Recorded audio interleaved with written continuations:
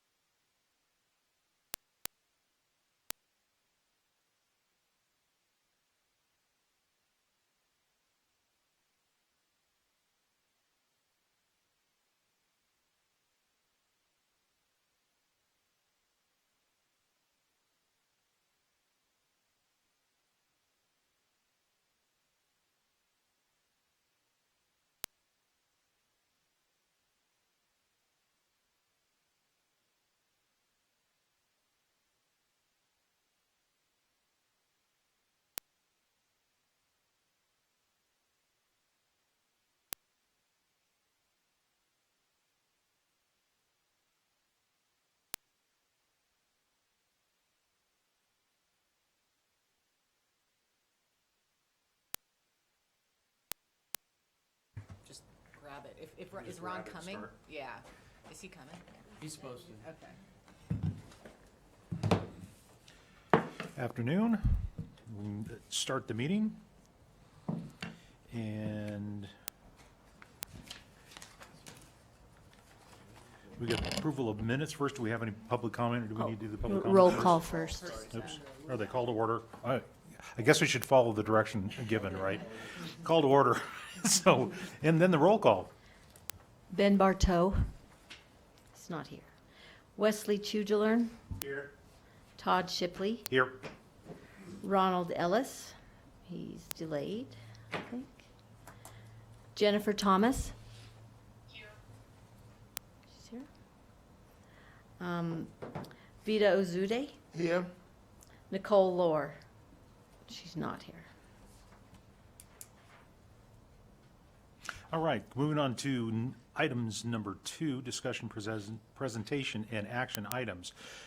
2.01 is the approval of minutes of the audit committee meeting held November 13th, 2025. So, do I have a motion to accept the minutes? Is there any changes to the minutes? Anybody noted?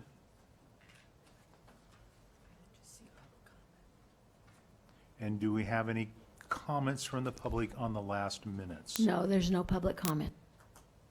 Okay, I would take a motion to accept the minutes. I, Vito Zuda, move that the audit committee approve the minutes of the November 13, 2025 audit committee meeting. Hi, Wesley Chugilern, second the motion. We have a motion and a second. All those in favor say aye. Aye. Aye. Any opposed? Hearing none, the motion passes. All right, there we go. Moving on to 2.02, presentation to update the audit committee on the reasons behind a 95% decrease of support services instruction expenses from fiscal year 2025 compared to fiscal year 2024. Can I make a quick point of order for our agenda, moving one item off, or is it too late? Moving it off or To another meeting, to not have it this evening, is that all right? you can ask the chair. Chair, to, sir. just- And the item is? Item number 204, as we're missing the key committee member for that item, the IT cybersecurity item. Could we move that off this agenda To the next meeting? to the next meeting? I have no objection. Is there any objection by any of the committee members? No? Is we're waiting for Ben to be here for that discussion? Yes, sir. Okay. Hearing none, then I would request that Gina be moved to the next meeting. Yeah, you don't have to make a motion, I don't. Cool. Perfect. Thank you. Still back to 2.02. Kurt? Thank you. Chairman, members of the committee, Kirk Starkey for the record. During our last meeting, the results of the district's annual financial statement audit was presented, and there was a question from the committee that we needed to research and get back to the committee on. That question revolved around there was a reported 95% decrease of support services instruction expenses from fiscal year 2025 compared to the prior year. The main reason for the decrease resulted from about a $38 million plus reduction in federal grant COVID relief monies that the district was receiving that we did not receive. That came to an end. So that was basically the result of why we had such a $9 million decrease in those support services. There was, between support services and instruction, it was 9-point-some million, and then there was the rest of the 38 million that came off the books that didn't go in 2025. That's why we have the decreases, if that resolves that one.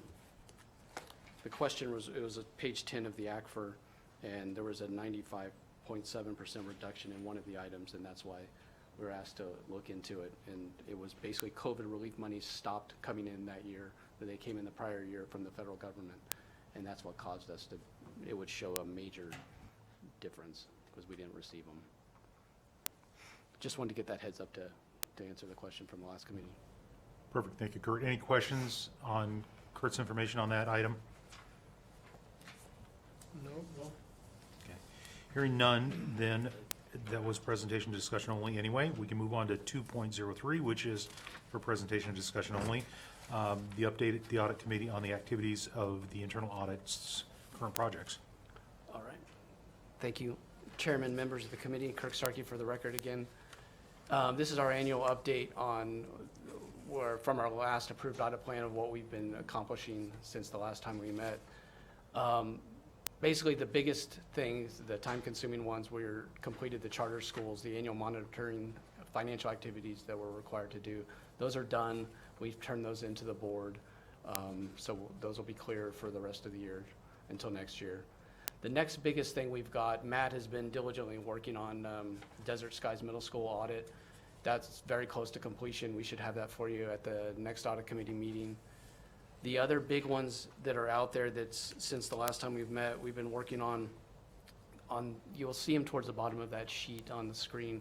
It's the Reed High School Baseball Student Activity Fund and Spanish Springs High School Baseball Student Activity Fund. They're matters that were brought to us by management outside. They weren't hotline complaints, so we classified them as administrative projects. There was an accusation of commingling funds between the club sports at the schools and the school-sponsored baseball club. So we're working through the Reed High School one and the Spanish Springs High School one on that. Those, I know the Reed one will probably have that one ready for you to explain at the next committee meeting. We've also are still working on, there were 2 hotline complaints that are significant, and they're a district-wide P card review we're working through, and also a Reed High School cheer team, an allegation of mismanagement of funds related to the cheer team. So we're working through, those 4 are like basically mini audits in themselves, and that's been the bulk of our work since we've last met. I would hope by the time we meet next time we'll have the P card and the baseball and the cheer one ready to, we can explain in more detail what's been going on. And those are the big, and that will cover it. Thank you. Kurt, can you define what P card means? Oh, sorry, purchase card, the district-wide purchase card, where people within each department have a P card to make purchases of, instead of doing purchase orders for all kinds of smaller type purchases. Thank you. You got it. Credit card, basically, sorry. Yeah. Okay, any questions for Kurt on the current projects from the board? Okay, hearing none, we moving past 2.04 because we moved that to the next agenda. So we'll move that there and discuss it then. So 2.05, we have presentation and discussion only, the fraud, waste and abuse hotline concerns. Thank you, Kirk Starkey, for the record. This is our typical update to the committee on the hotline cases we've been working on since we've last met. Since the last meeting, there's been 9 new cases. They're at the bottom part of the screen. Of those 9 cases, we've closed them all out for various reasons. One was we investigated and was found to not have merit. And the other, there was 5 that we investigated. They were basically outside the scope of the program, so we closed those. And 3 others were closed because after attempts were made to contact the people making the complaints, we still could not get sufficient information to even continue to investigate. So we closed those. We still have on the top of the screen, three open cases from the prior meeting. Of those, we closed one of them. It was referred to another department. It was basically a personnel matter. That one's on the top part of the screen. The other 1, 2, 3, 4 are open, and 2 of them are what I mentioned before. One was the P card, and the other one was the Reed High School cheer. So hopefully we can get at least half of those hopefully closed by our next meeting. There continues to be, this is, I would say, since the last meeting, this is a little lower number of cases than typically we would get. So this is like averaging probably 3 a month, which helped us out because the other ones that we've got in our inventory are just so big. So this kind of, to be honest, was kind of nice timing that we don't have so many new ones coming in. And we'll continue to work on all these and as always, give you the updates on the cases at the next meeting. Thank you. Thanks, Kurt. Any questions from the committee? I have a question. Kirk, on the very first one at the top, Alice Taylor, Human Resources. So is this something that you guys will refer to personnel after you've gone through it, or is it something that you guys actually will handle? The very one at the top? Yeah, it says Human Oh. Resources, Alice Taylor. Yeah, that one, that, Oh, no, that's not Alice Taylor. That's the the human, next one. I'm asking about the Human Resources one. that one is, when it came through, that's how it was kind of classified, was human resources, and the best way to put it is violation of policy. As we've gotten into it a little bit, it's probably more related to, maybe the realm of risk management. It's kind of a insurance matter, that we're trying to get more information on. The person making the complaint, I'm waiting on some, and have been waiting on some information. Okay. That's why it's kind of outstanding for a while. I know it looks stale, but we haven't forgotten about it, is the best I can say on right now. But that will not be referred, to answer your question, sorry, it's not personnel related, it will not be referred. Okay, thanks. Thank you. Any other questions on the board? I have one, and it's always about hours your team works, your FTEs on projects. The fraud, waste, and abuse, how many hours do you think you're doing in a year on this? Because you guys had to take this over because they didn't know where else to put it, so they gave it to you guys, as opposed to making a new FTE for somebody to do this. So what are you doing a year? It's, good question, Kirk Starkey for the record. It probably averages the workload of 3/4 of an FTE, probably. With the current cases, the significant complexity of a couple of them that we've had lately is probably as a full FTE, and that was part of when prior budget cycle was the impetus to seek another position. And that went the other way, so now we're down 2. So we're hurting there, to be honest with you. That's why, like on the audit plan, you're not seeing much. I mean, Matt's got the SAF audit with, but other than that, it's kind of a lot of taking out the, working through the hotline cases, and then the SAF cases, our projects come along with it. But we could use some hours, I guess is the best way. Thanks. My question, and just want to make sure this is on the record, that we support everything you guys are doing. I'm not sure whether, from a functional point of view, that because of the time you guys spend doing this and not being able to do the rest of your work, that this should be with you and your team, if you don't get somebody, an FTE spot just dedicated to doing this. It's a great question. Kirk Starkey for the record again. The program needs to stay in our office for a lot of matters, because we're the only conduit that can go directly to the board. If these complaints were with in another department, they would be under the auspice of management that would not have any reason to take stuff to the board. We're the only mechanism to get stuff outside of the typical lines of operation and get it to the board's attention if it needs to be. So I wish I think we need to keep the program, if I can answer it that way, just for for those purposes. And like when they do the financial statement audits, the fact that we do have the program under our care is of, it's a comfort feeling, I'd say, is the best way I can put it, as far as when the risk is evaluated by the outside auditors, that we do have this program. But it's the staffing, yes, we could use It's a staff a human issue. being to handle the program, no doubt. So we got to continue pushing for the staffing. Yes, sir. Okay. Thank you. Any other questions for Kurt on the fraud, waste, and abuse hotline? All right, hearing none? Vito, is it there? Oh, Vito, I'm sorry. For the record, not a question, it's just to add weight to what Kirk just said. This type of thing, you know, fraud, waste, and abuse are usually within the internal audit sections. So it should be with them. And as you said, you know, they're understaffed, and they probably need more staff to be able to handle it.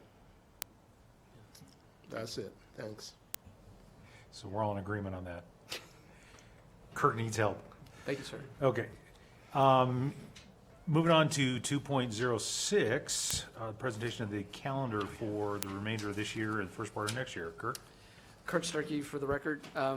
This is the informational item. It's just the high-level view of our next planned activities of our meetings. The biggest takeaway, as always, is the date of the next meeting. The next meeting will be May 14th.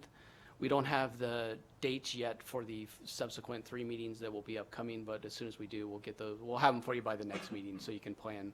But right now, we just have the May 14th, and we'll definitely be adding the item we took off the agenda tonight to that calendar list of items for the next meeting. And thank you. Perfect. Any questions for Kurt on that, on the calendar? All right, hearing none, we're moving to number 3.01, our closing items, which is public comment. Jean, have we got any public comments? We don't have any public comment. Perfect. Then we'll move on to 3.02, which is the announcement of the next meeting, which is May 14th, 2026 at 4 p.m. here, same place. And without anything else, meeting's adjourned. We're out of here.